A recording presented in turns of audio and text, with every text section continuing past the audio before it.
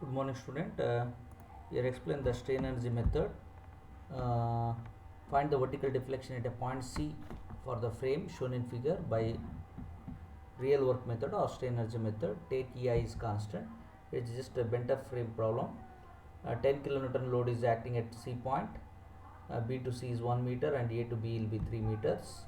EI is constant. You separate the first to draw that free body diagram of given load. So here I'll cut the section in horizontal member. You cut the section vertical because you are asking vertical deflection. Horizontal member you cut by vertical section. Suppose horizontal deflection is asking, or vertical member you cut the section in horizontal direction. So here horizontal member you cut the section vertical XX at a distance of X from the C point. You are asking from point C. So always you take from the free end.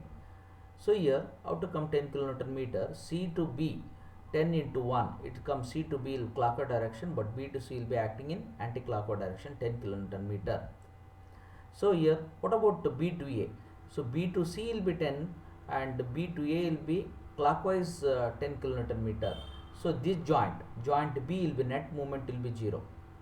So anti-clockwise for B to C and clockwise for B to A, total net movement will be 0. So once after the free body diagram, then you draw the table member, origin, limits, EI, capital M. Member is C to B member. Another one is B to A member. C is I'll take C to B member is C is origin, and B to A will be take B to origin. Limits I'll take 0 to 1 meter distance is there, and B to A will be 3 meter distance 0 to 3. EI is both are constant. EI 1 EI. So how to come this value? 10 kilonewton is rotating clockwise. So 10 into the distance in C to B member. What is the distance is called as X. 10 into X. It is actually clockwise is there. C to is actually in the clockwise direction, but it is the right side of the section is there. Clockwise is nothing but negative. Okay. So here this again 10 kilonewton is also clockwise. So A come left side and B will come right side. Again will be section will come right side. So that purpose you write 10 kilonewton is anti-clockwise. You write minus 10. Once after that table, then you remember the strain energy formula. U equal to integration of capital M square by 2 EI dx. M is given unit load moment, and then substituting that integration. So what is that? Integration of 0 to 1 capital M square is nothing but minus 10x whole square divided by 2 EI. EI is 1 EI into dx plus integration of 0 to 3 minus 10 whole square. M square is minus 10 square divided by 2 EI. EI is constant into dx. Then you take common minus 100 square is nothing but minus 10 square nothing but 100 divided by 2 EI. Integration of 0 to 1 x into x x square is there. Here I got integration of 0 to 1 x square dx plus minus 10 square is nothing but 100 divided by 2 EI. Integration of 0 to 3, here 1 dx.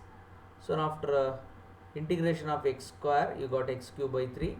Apply limits, upper limit minus lower limit, 100 divided by 2 EI, and integration of 1 is nothing but x.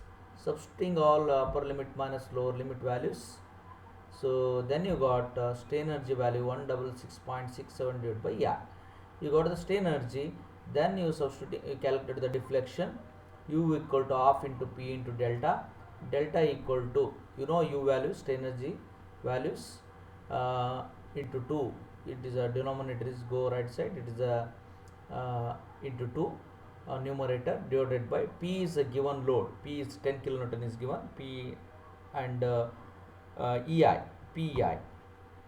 Okay, then substituting values, then finally you got the vertical deflection 33.33 divided by So suppose EI value is given, substituting here.